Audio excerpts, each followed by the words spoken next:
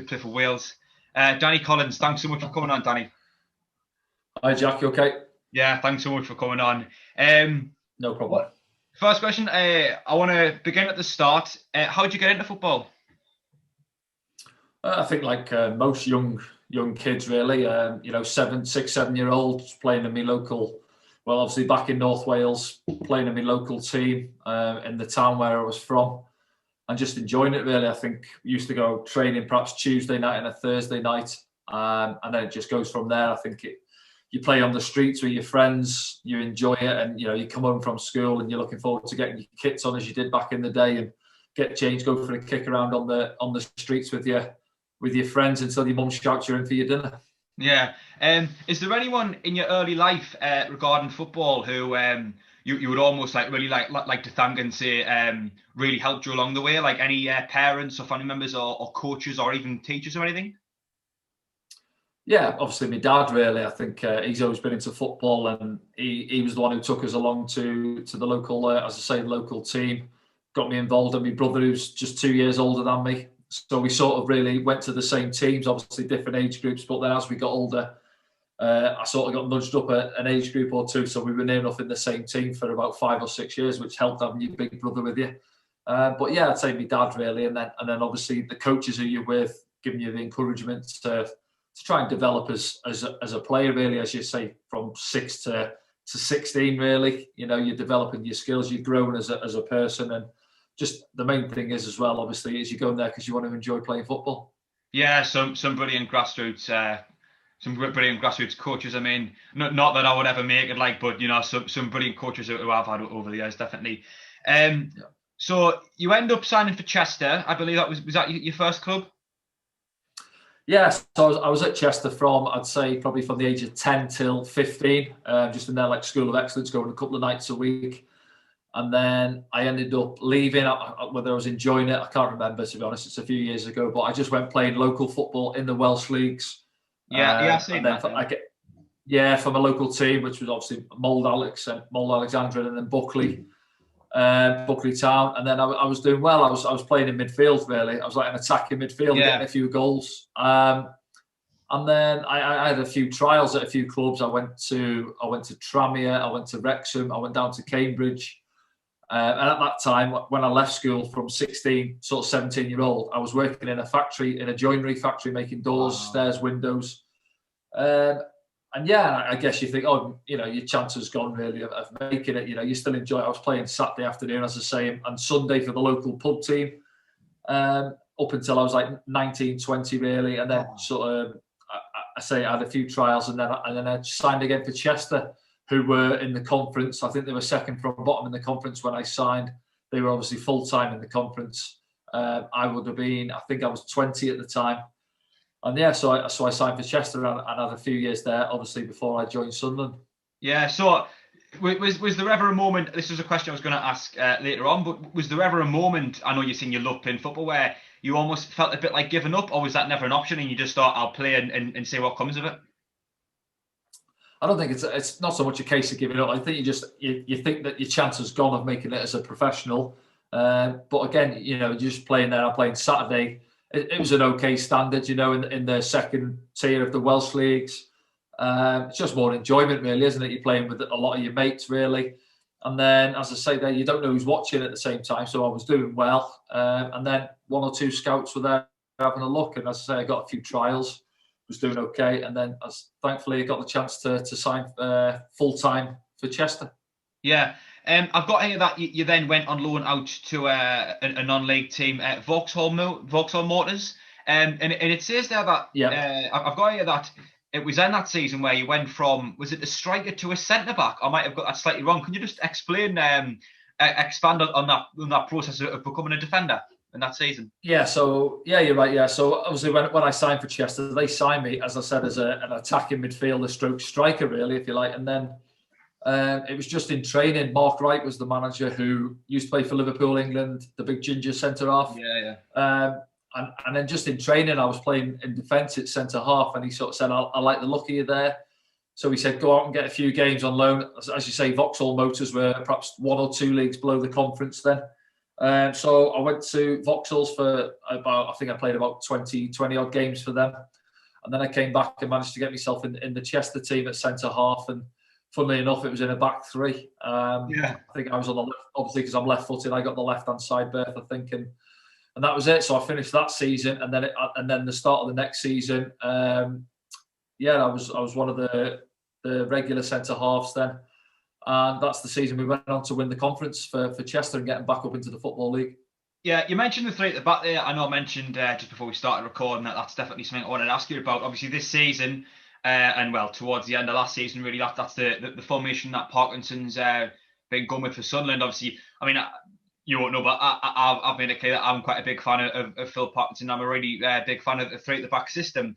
Obviously, it does affect your game hugely as a centre back. I was just wondering, from your experience as a player, what kind of differences as a centre back does it make to you in terms of your responsibilities and anything that it might offer you more so?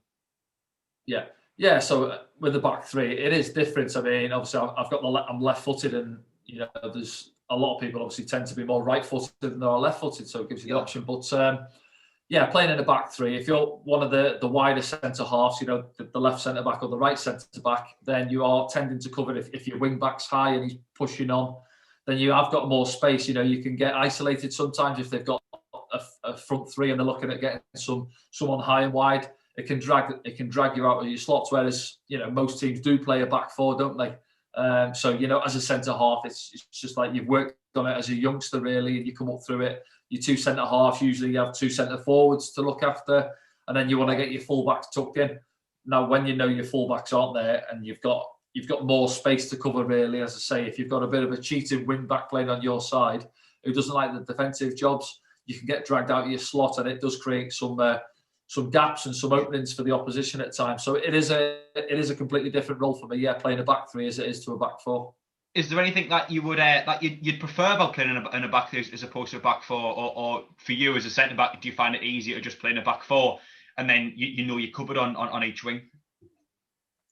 No, but it is something you do have to work on, I feel, in pre-season. Now, I mean, obviously, my last few years at Grimsby, we all pre-season, we worked on a back three, all pre-season games. Then we come into the start of the season, and I think within a game or a game and a half, it got sacked off and we went to a back four. Now, something the manager tried.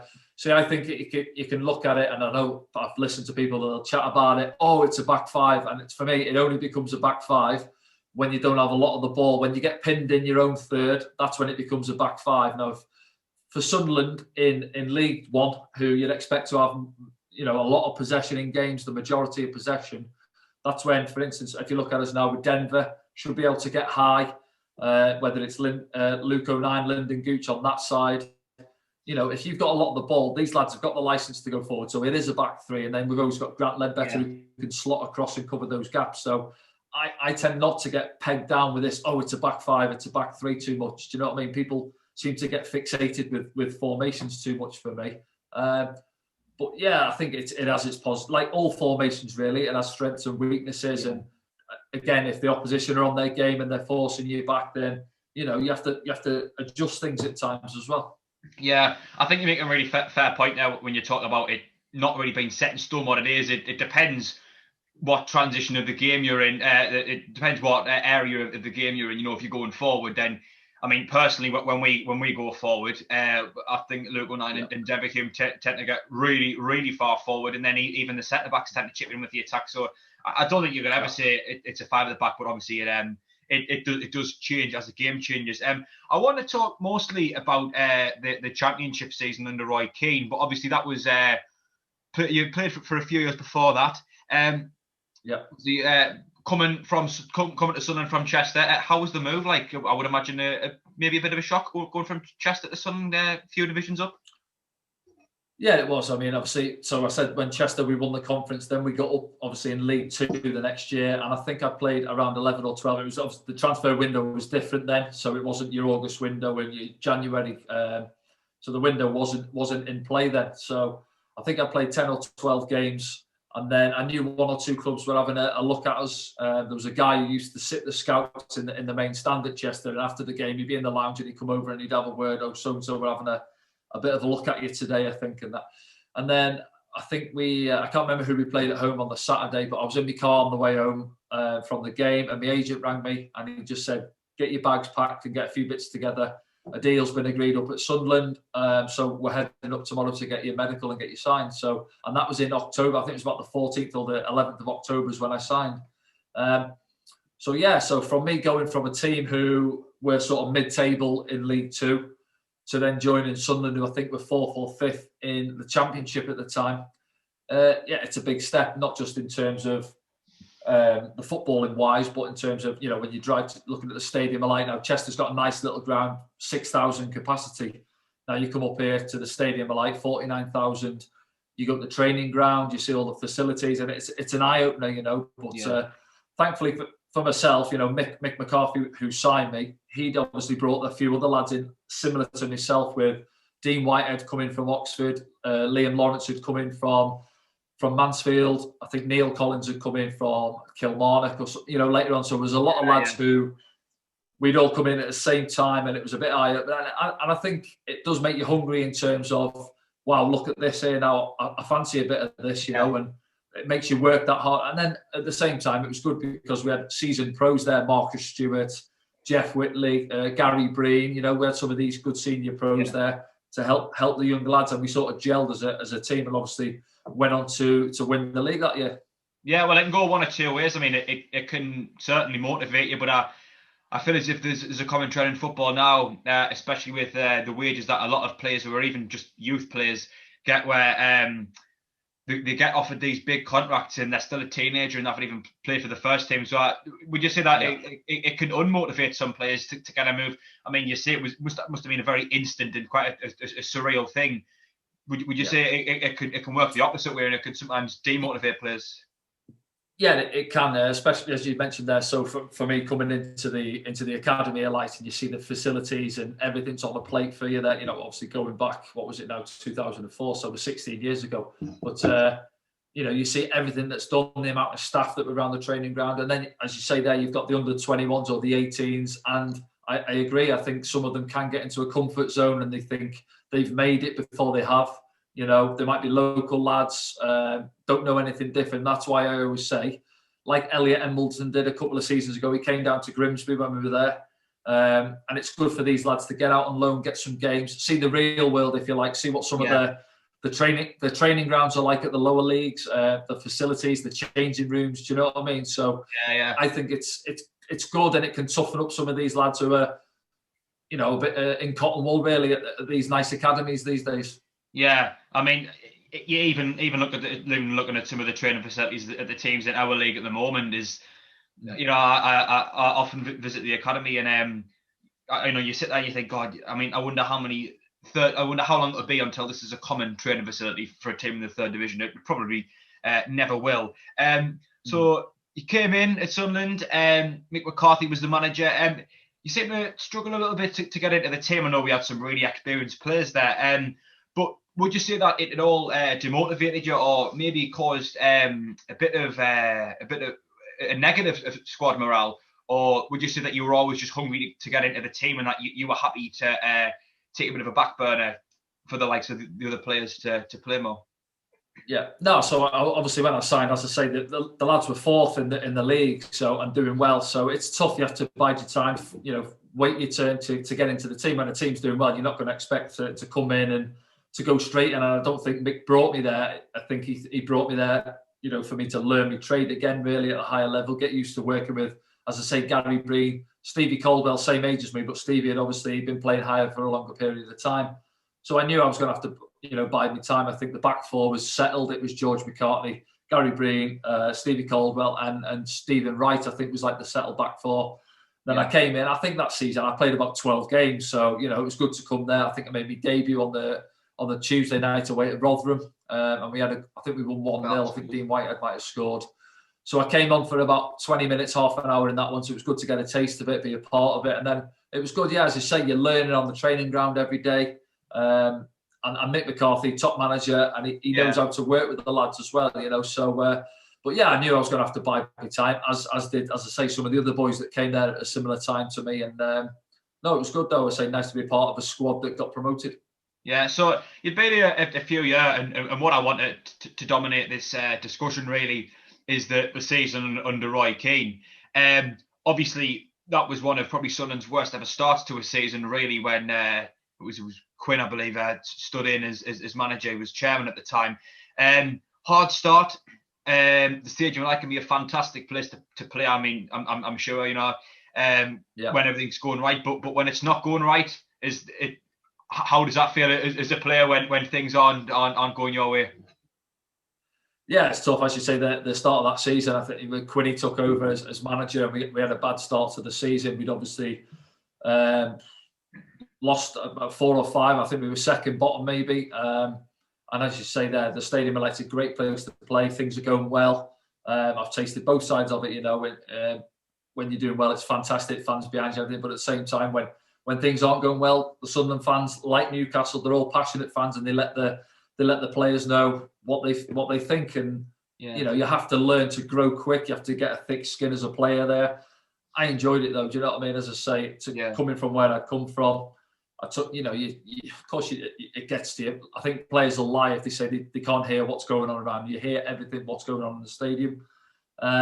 But yeah, as I say, you've got to take the rough and the smooth. When things are going well, it's great that you get all the praise. But when things aren't going well, if you get beat 3-0 at home, you don't expect to open the paper on a Monday morning and think you're going to get 8 out of 10. So that's how it goes. And but as I say, thankfully, I got to taste both sides of it up at the Stadium of Light. Yeah, would you say Sunderland fans are a bit more intense than most fans over your playing career? Yeah, I think it's just passion. As I say, when I was 5-6 seasons at the club and moved up to the area, and straight away I could see what it means. Doesn't matter what day of the week you're out and about around the town centre. Everyone's got Sunderland shirts on. Everyone, they'll want to chat to you about the football and everything like that. It's a massive part of people's lives in the Northeast, and I've got no issues with people. If they want to say something and have a bit of a dig at me, you've got it. I mean, I've been in shops, I've been in Tesco's, I've been in B&Q when we've had a bad result, and the fans come over and said, "Oh, what's going on? We need to liven up." Do you know what I mean? And you have a chat. And do you know what I mean? I can take it. You get some lads who can struggle with that side of it, and they can go into their shells. And as I say, you get all different types of characters as players, and the more games you play, the more experience you get, the better you become in learning to deal with it, I'd say. Yeah. So as we've mentioned, there was a tough start to the Championship season. As a squad, what was the mindset of the dressing room just before Roy Keane came in? And even when he came in, was it? I mean, I'm not to say that any of the players would have thought that it's acceptable, but was there an overall feeling of maybe we aren't good enough, or did you know as a squad that really you could get a lot better and we could push for promotion? Yeah, of course. Well, players aren't daft. As I say, when you fancied as one of the favourites to go up, and then you sat second bottom after 4 or 5 games, it's not ideal, is it? So you just have to, knuckle down as a team. You have more meetings at the training ground. You tend to say work harder as such. You're trying to put things right and get a formula really with whoever's in charge. And then, of course you do. When you're looking at the papers or you're looking at Sky Sports or whatever it is, and you're seeing who's been linked with the job and then who's coming in. And obviously when Roy come in, everyone knows what he's like. Well, say everyone, what he's like as a character really from what you've seen of him in his playing days really. And as I say, he came in, he set the tone down. He brought Tony Loughlin in with him to take a lot of the training. And he just set his stall out early really. And I enjoyed working with Roy. I think myself and Dean White had played the majority of games for him his time at the club. And I think behind closed doors, he is quite an easy character to have a chat with as well. He likes to have a laugh and a joke with the lads as well. I think he puts on a little bit of a persona when he's in the public in terms of he doesn't want to be seen as having a laugh and a joke, but you can see he's got that dry sense of humour. And he wanted things doing right around the place. He wanted it to be professional on away trips in hotels. If the food wasn't up to standard, he'd have a bit of a pop at the staff or say, "Apologise, lads, I'll get it sorted." And you could just see his levels were there. That's where he wanted it to go on the playing side of it as well. And then, as you say, he brought 8 or 9 players in a short space of time, and we just seemed to click and we gelled and we went on a great run. Yeah, I mean, it's what you want in a manager, really, is someone who absolutely wants the best for the squad and won't demand anything less. Were there any standout moments or things in particular that you feel worth mentioning from Roy when he came early? Obviously, maybe he is playing a bit of a persona, but what was he like when he came in? And obviously, we weren't in brilliant form. How did he react to the squad at that time? Certainly reacted, as I say, by bringing some fresh faces in. And when you do that, it sort of, when I say ups the levels from the other boys, because that shouldn't have to be the case anyway. But do you know what I mean? You just know as a player when, say, for instance, if I'm a centre half and the club brings a centre half in, you think, right, I'm gonna fight him. I want to be the one that's getting the shirt on a Saturday. So you've got that competition's coming in, and I think that helped the squad really because when we had the bad starts, then you're looking for one or two to try and pull the squad through. And then, as I say, fresh faces are coming in. And then you're hoping that they can give you that little lift as well. And as I say, luckily, that's what happened for us. I think the likes of Graham Kavanagh coming in, who's a good leader. One or two others that he brought in. I think Johnny Evans might have come in as well, didn't he? Yeah, he came in January, I believe. Later on that. So we had these lads, and then he brought the likes of Ross Wallace in, Liam Miller, Anthony Stokes. So we had boys and lads who we knew. From his time at Celtic as well. Obviously, Johnny and that from Man United. And then, as I say, brought a bit of quality to the squad. And we just went on a good run throughout the season. Yeah, obviously, you mentioned a lot of the players who came in. I think it was really apparent in that season that we had a real group of battlers and people who didn't want to give in. Would you say that that's a common thing you experienced as a player, in the dressing room? And was that maybe something that Roy was able to put into the team, was just a never say die attitude, and we will go to the very end type of thing? Yeah, I'd say so. That was one of his strengths. He'd let you know, certainly, if some games at half time, if we weren't quite at it on a Saturday, he'd come in there and he'd lay into us. And I like that as a player, really. If you're getting beat 1 or 2-0, sometimes a manager can come in and just be a bit easy-ozy, really, and just try and get the tactics board out and say 1 or 2 things, and then some lads can switch on and others might not. But if a manager comes in and lets fly at 1 or 2, then it sets you up, it sets you back up and you're ready and you think, right, we've got to liven up here, second half. And as I say, I think a lot of the games is where we kept going till the end, and we did get a lot of late winners, I think. And, you've just got to keep going for the 90 minutes, and that's what Roy installed into us. Yeah, I think it still took us a little bit of a while to get going when Roy came in. There was some good results initially, and then maybe form fell off a bit. But do you feel as if there was ever one moment where, as a squad, or maybe even as an individual, that you thought was a real turning point? For me, one game that stands out was Burnley away, 2-0 down. It was actually Kyle Lafferty who scored twice for Burnley, I believe. Right. And scored 2 goals to come back, or potentially Sheffield United away, I believe, a 4-2 win where we went 2 goals up, conceded twice, but then scored twice again. Was there ever a moment where you thought, we've turned the corner here and we're really on the front foot? Yeah, I think it was the Burnley game where did Dave Connolly score late on? I think I glanced at a goal kick. I don't know what I was doing up there. I think Grant Levitt has scored. I think. Did Grant get one there? Was it at Turf Moor, was it? Yeah. Yeah. But no, as you said, I remember Dave Connolly again scoring at Barnsley. We had a good following down, packed behind the goal at Barnsley. We had a good win away there. And then, no, I think it's just the case of football's a strange game in a way, because when you get the momentum of winning, your confidence is high. You feel like you're going to go into the next game and you're going to keep winning. And on the flip side of it, when you're getting beat, the training ground's quite a low place. You're going on a Monday morning and there's a few glum faces around, and you've got to try and lift yourselves and get ready. But then at the same time, you think, where's our next win coming from? So I think it's just a bit of momentum, really, consistency in the performances, and you just try and get on that little, crest of a wave, really, and keep it going. And as I say, we just kept digging results out, and you could see us climbing the table, and we got up into that position, and you're just thinking, tell you what, lads, we're in with a good shout here, and that's how it went for us. Yeah, so would you say it was more of a gradual process, or was there ever one moment where you thought, like, as a squad, we've turned a corner here and, like, promotion is a real, like, serious possibility?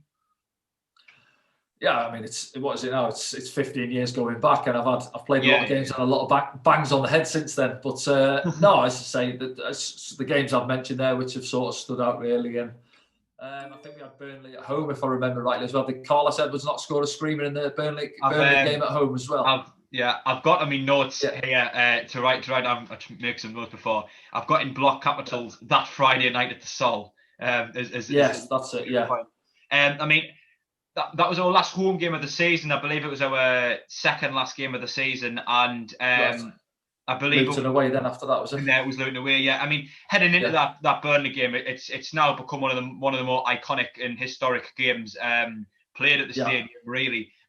Heading into that game, nerves or have you got any particular memories, or is that maybe one game out of loads for you? Yeah, it's one game out of loads, but I just to say, remember the goal backs. I've seen it as well the other week, and I think it was a good bit of build-up play. We had it in the left back area with 2 or 3 passes. Someone rolled it. Was it Murph? Might have rolled it into Carlos's path, and he just screwed onto it. Smashed it in the top corner from about 25 yards, didn't he? But no, as you say, I think Burnley were up there themselves, weren't they, as well? I think they were sort of top 6, maybe. I think they were in and around potentially, yeah. Really, yeah. So you know, it's a big game anyway going into it. You know, in terms of where us and Birmingham were in terms of getting promotion and winning the league. So yeah, it was a big night for us, a big game. As I say, it was a Friday night as well. And then I think we were promoted anyway, weren't we? But it's just a case of then who's going to go on to win the league, ourselves or Birmingham. Now, obviously, they were at home, weren't they? As well, I think were they playing Derby at home? I'm not sure. I think they lost the game, and I think regardless of what we whatever result was, I think that meant we won. I think I don't know. It was a little bit before my time. Yeah, we won 5-0 down. We were 3-0 up after about 10-15 minutes at Luton. So we knew we'd done our job, but I think they might have drew 1-1. I'm not sure if they had to win as well. But anyway, I remember winning the league. But the disappointing thing was we didn't have the trophy. They had the trophy at St Andrews, ready for Birmingham, thinking they were going to win. Yeah. So that was the only disappointment, really. Great trip back on the bus, by all means. But would have been nice to have the trophy there, and nice to seal the win and the way we won the game. You know, it was a lovely sunny afternoon. You're 3-0 up after 15-20 minutes, and then we just played some nice football, popped it round, and got a couple more goals as well. Yeah, I think Luton actually might have beat us or drew against us earlier in the season as well. So probably a nice to get one over them as well. With it being the same set of players. The Carlos Edwards goal, obviously something you've mentioned there. I mean, it's unfortunately I wasn't old enough to have witnessed it. I'll have been I'll have been sat in the house somewhere as a young'un. Right. Yeah, but does that stand out as one of your happiest Sunderland memories? If not, what else would? No, number one for me, and I've said it before, it's the 2-1 win against Newcastle when Kieran Richardson scores the free kick from right on the edge of the box. I was behind it, obviously, on the halfway line, and it was a tough one because from that distance, really, edge of the box, you think you can't go up and down over the wall because it's too close, and then you think he's just going to smash it against the wall, and he just put his laces through it, cut across it, a bit of swing away from Shea Given, and it was past Shea Given before he could move. And I just remember the noise in the stadium; it was ridiculous, and your ears are like a throbbing noise in your ears, and then the place was mad. And as I say, it's the first time we've beaten for, was it 8 years or something like that? I think it was a long time, just a great feeling to get the win, because as a player, what massive Sunderland, Newcastle, what the derbies are like, the hatred really between the fans, and to give the local, the bragging rights and the pride for the fans. I think Jermaine Defoe's quite similar when he talks about his volley. And I remember I was at that game. Was like stood in a way. I was like behind Defoe as he put in. And I remember just looking and seeing that goal, and the sound is absolutely electric. I can imagine as a player, it's even more of a special moment. Just moving on ever so slightly. Obviously, I believe it wasn't last season, but the season before was your last playing at Grimsby. Yeah, so and I signed for, I think, Grimsby 16-17 season. I was 36, I think, when I signed there. I thought I'll have another year. Then I signed another year. So I had 3 years down at Grimsby. As I said, I just kept going. I thought I was still feeling good. I got to 39. Obviously, I've just turned 40 this year. So played till I was 39. Still felt good. So I thought, keep playing as long as you can, really. And just obviously the journey's back in too, from living up in the northeast still, and I was doing 500 miles a week, and me 2 little boys were getting older as well. So I just thought, there's got to be a time where you call it a day. Really, I still had 1 or 2 offers coming from the northwest, but I just felt that it was the right time. Really, I wanted to retire where I didn't want you know, in the way people to say, oh, it's about time he retired, you know what I mean? Rather than people saying, oh, you know, you've still got another year in you. And I just thought, no, that'll do me. Like, so that was time to hang the boots up. And then, as I say, I'm enjoying the media side of it now, really. Obviously doing the commentary at the minute on the match days with Frankie. And I've done my B licence a couple of years ago down in Wales. Yeah. So looking at the coaching side of the game and maybe starting, you know, a little bit of agency work as well, really. So trying my hand at a few different things. But no, as I say, I'm enjoying the little bit of media work I'm doing with the club at the minute. Yeah, I had that in mind as a question later on, a future ambitions type question. Do you ever get itching to just play football again? Because obviously it must be quite a real shift in your life to go from where, I mean, I see you were 39, from probably your teenage age, you were playing football and that's what you did, and then from signing for Chester on your first professional contract at 20, I think you said. So I mean, it must have been a difficult shift to then go to just not playing at all. Do you ever just get itching to get the boots on and get back out there? Yeah, so I've been asked this loads of times, really. I think you miss, you know, the training every day, having the banter, the crack with the lads at the training ground, and then. But on the same time, it was nice because, as I say, I was staying down Grimsby 2-3 nights a week at a hotel, and I was, you know, my family were up here, so it's been good that first year where I retired and just spending the time with the family, doing the school runs, and being here every day as well. But yeah, of course I do. And now when the time it is when they're coming out the tunnel at 3:00 on a Saturday afternoon, and even when I was going to the Sunderland games last year, you know, the fans are in and the fans get up when the lads are coming out the tunnel, and you just think, oh yeah, I could throw my boots on and get back out there now, you know. Yeah. So that's the time when you miss it the most, I'd say, really. But it's nice to, as I say, I've gone straight into football again, really, in a different manner. But I'm still watching games on a Saturday, and it's nice to sit there really and to give my views, if you like, really, on watching the games and still feeling part of it. Yeah, I mean, important to find your next path straight away. Obviously, you briefly mentioned what it is you're doing, trying your hand at agency and coaching. And just going to ask you about your future ambitions. I mean, you've involved in the media side of things now with Frankie on the Unfiltered podcasts and the commentary, and you say you're looking at a bit of agency work and coaching. If you could pick any kind of future trajectory, what would it be? Would it be in coaching, or would it be more media or agency? Or so as I say, I'm having a look at them all at the minute, and I'm doing a little bit of this and a little bit of that, really. But so I've done my B licence, as I say, a couple of years ago down in Wales, and I was supposed to do my A licence in May, but obviously that got cancelled because of the COVID. So I'm supposed to be on that again next May now. So I think I'll look at that. But I think it'd be good as well as if I could get into the coaching, maybe down at our academy, you know, working with the 18s, 21s, get in there, just, you know, pass on a bit of advice really with the younger lads. And so look at that maybe. So we'll see what happens with that one. And so in terms of the agency work as well, really, I'm you know, got one or two lads in already for the agency. So it's my agent who was my agent when I was playing, and he's asked me. He said, "I'm not pushing you, but if you fancy doing some agency work, there's a job there for you." So I've done a little bit with them. I'm trying to get a few more players in for them at the minute, and not so much a scouting role as well, really. You know, to recruit players for them. Yeah, and it's good that, as I said, I can go out and watch some games and speak to lads and say, "Oh, who's your agent?" And if they might not have one, or they're looking to change their agent, I think, well, we might be able to help you, and just that role as well, really.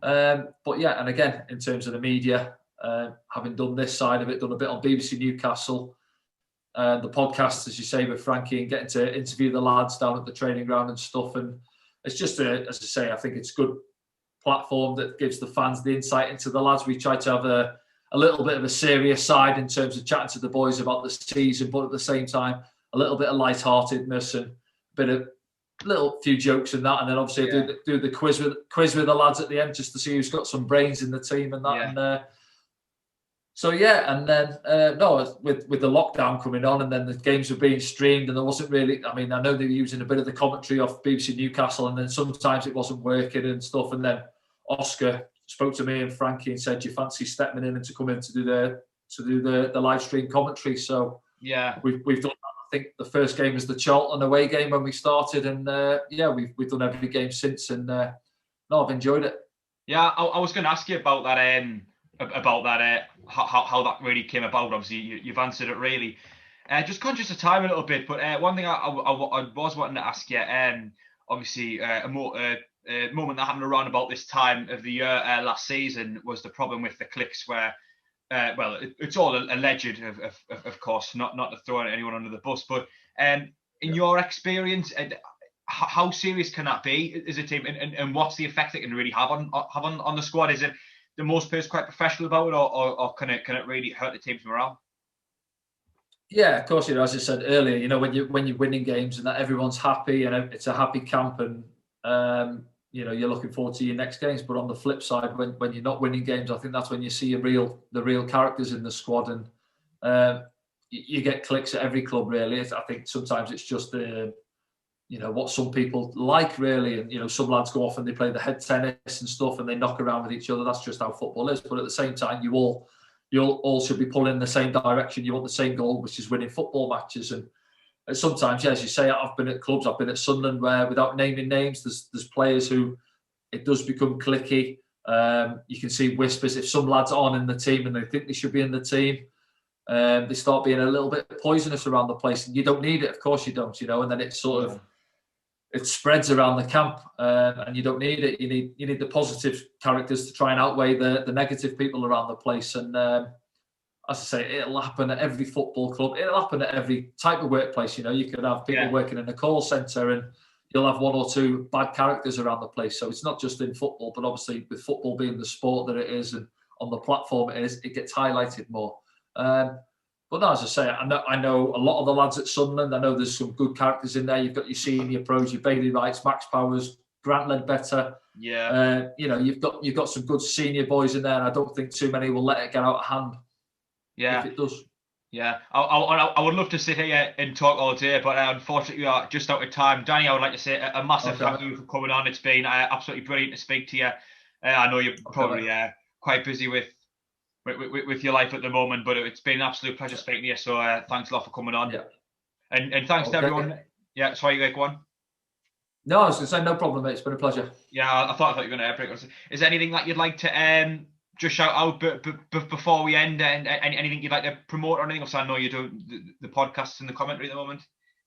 No, so yeah, the last one we done was obviously Lyndon Gooch a couple of weeks ago. So we'll get some more guests on. We don't like to overkill it, really. We don't like to fire too many out over the weeks and that. So we just sort of pace it out, really, and we'll weigh it up if we think's a good time to get somebody on to have a chat with them and that. But throughout the course of the season, we'll get some more of the lads on, or some ex-players maybe, and we'll go from there. But no, as I say, it's been a pleasure. And hopefully we can get ourselves going again in terms of the season and get ourselves back up into the playoffs and go from there. Are you confident on a scale of 1 to 10? I hope so, yeah. No, of course, I'm still a long way to go. What are we, 11? We're 12 games in, I think, aren't we? So I'm not sure, quarter of the season, really, isn't it? So there's a lot of football to be played. And no, I think that in terms of the squad, yeah, we've got enough there to get ourselves going. There's some good teams in the league, your Portsmouth, Hull, Ipswich. I expect these teams to be in and around it at the end of the season. But we've got to back ourselves, and every team has a dip throughout the season. We're having a little bit of one at the minute, but as I say, big game on Friday night against Fleetwood. Let's hope we get back on track. Yeah, as I say, I think a lot of fans are maybe overreacting slightly. I think it's just a slight blip in form, and I think we've seen that happen a lot of times in League One. I think we'll pull ourselves back around, and I'm confident. As I said, Danny, I've just mentioned there, a massive thank you to you coming on.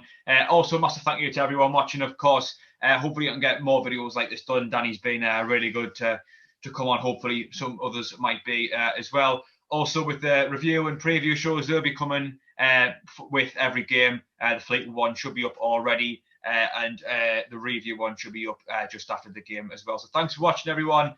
Please remember to like and subscribe and all that good stuff, and I'll see you later.